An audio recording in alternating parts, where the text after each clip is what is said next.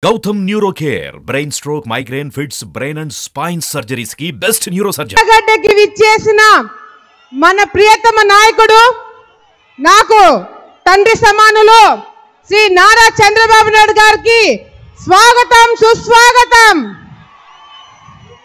వేదిక పైన ఉన్న తెలుగుదేశం పార్టీ నాయకులకు జనసేన నాయకులకు ప్రతి ఒక్కరికి పేరు పేరున నా నమస్కారాలు తెలియజేసుకుంటున్నాను.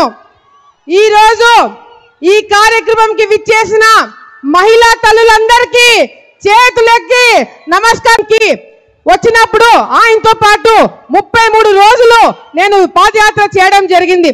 నంద్యాల ప్రాంతంకి వచ్చినప్పుడు మరి శిల్పా చక్రపాణి, శిల్పా మోహన్ రెడ్డి, అదేవిధంగా ఆలగడ్డ ఎమ్మెల్యే ముగ్గురు కూడా లోకేష్ అన్న గారి గురించి అసభ్యంగా మాట్లాడినప్పుడు నేను ఘాటుగా స్పందించాను.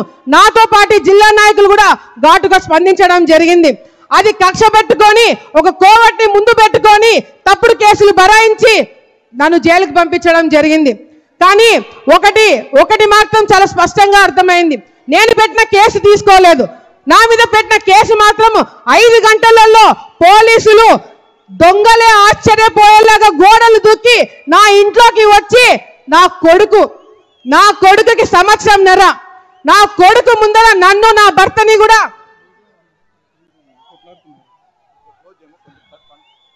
అన్న దయచేసి మీడియా మిత్రులకి సహకరించండి. జనాలు అక్కడ కొట్లాడుకోకండి. దయచేసి అందరు కిందికి దిగండి అన్న. మీడియా మిత్రులు అందరూ దయచేసి సహకరించండి. అందరినీ ముందుకు రండి, కిందికి రండి. కార్యకర్తలు దయచేసి సహకరించాలా. మన ప్రోగ్రామే కదన్నా, అందరు దయచేసి కిందికి రండి. మా మీద కూడా కేసులు పెట్టినారు.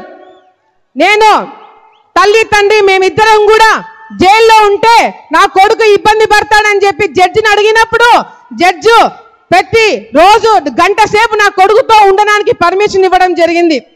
జైలుకి నా కొడుకు వచ్చినాడు సంవత్సరంన్నర నన్ను చూడడానికి.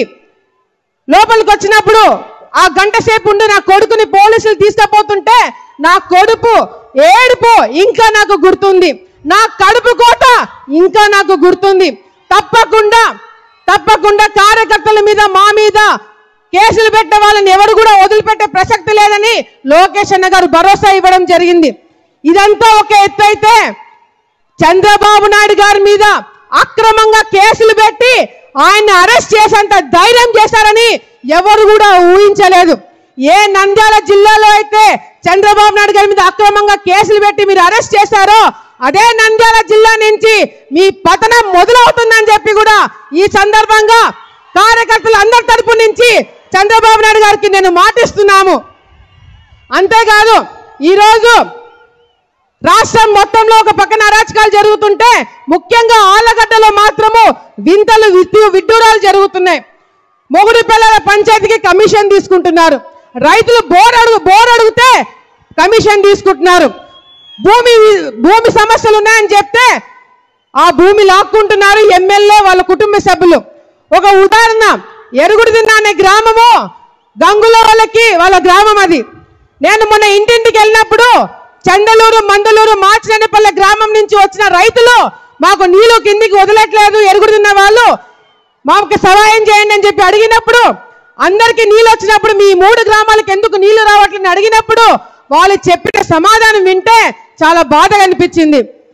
ఎమ్మెల్యే వాళ్ళ అమ్మ ఎరుగుతున్న గ్రామంలో నీళ్లు ఆపేసి ఆ నీళ్లు చెరువులు నింపి దాంట్లో చేపలు పడుతున్నారంట. ఎమ్మెల్యే వాళ్ళ అమ్మ చేపలు పడుతుందంట. నీళ్లు వెళ్ళి అడిగిన రైతులు మాకు నీళ్లు కావాలంటే మీ 3 గ్రామాలు చందాలు వేసుకొని రైతులు డబ్బులు ఇవ్వండి, అప్పుడు కేసీ కెనాల్ నీళ్లు తెలుగంగా నీళ్లు వదులుతామని చెప్పినారంటే ఎంత సిగ్గుచాటని చెప్పి కూడా సందర్భంగా తెలియజేసుకుంటున్నాం. సార్ ఇక్కడే శిల్పా వెంచర్ వేసినారు. శిల్పా వాళ్ళు ఇక్కడ వెంచర్ వేసింది ఎట్లా అంటే బయట చూడడానికి అంతా బానే ఉంది, కానీ లోపల మాత్రము కేసీ కెనాల్ ని బూట్ చేసి అక్కడ వెంచర్ కట్టడం జరిగింది. ఎమ్మెల్యే ఎందుకు అడగట్లేదు, ఎమ్మెల్యే ఎందుకు నోరు మూసుకున్నాడు అని చెప్పి మేము కూడా ఆలోచించినాం. తర్వాత అర్థమైంది ఏంటంటే శిల్పా వాళ్ళు ఇక్కడ స్థానికంగా ఉన్న ఎమ్మెల్యేకి కమిషన్లు అంటించినారు. అందుకే ఎమ్మెల్యే కూడా నోరు మూసుకొని కేసీ కెనాల్ బూర్చినా కూడా ఏమి మాట్లాడలేకపోయినారు. ఇట్లా ఆళ్లగడ్డ ప్రాంతంలో ఎప్పుడు లేని నీచ సంస్కృతిని వీళ్ళు తీసుకురావడం జరిగింది. అంతేకాదు సార్, ఈరోజు మనం అధికారంలో ఉన్నప్పుడు ఈ ప్రాంతంకి 2 సంవత్సరాలు నాకు సేవ చేయడానికి అవకాశం వచ్చినప్పుడు అన్ని విధాలుగా కూడా రైతులకు కావచ్చు, మహిళలకు కావచ్చు, యువతకు కావచ్చు అందుబాటులో ఉండే అన్ని కార్యక్రమాలు చేయడం జరిగింది.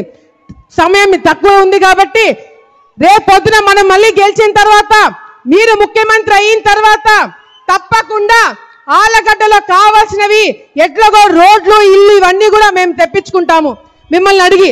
కానీ ముఖ్యంగా ఈ ప్రాంతం రైతులు, తెలుగంగ రైతులు, కేసీ కెనాల్ రైతులు ఎన్నో ఇబ్బందులు పడుతున్నారు. అలగనూరు ప్రాజెక్టు తప్పకుండా పూర్తి చేసి కేసీ కెనాల్ రైతులను ఆదుకోవాలని చెప్పి కూడా ఈ సందర్భంగా కాబోయే ముఖ్యమంత్రి గారికి తెలియజేసుకుంటున్నారు.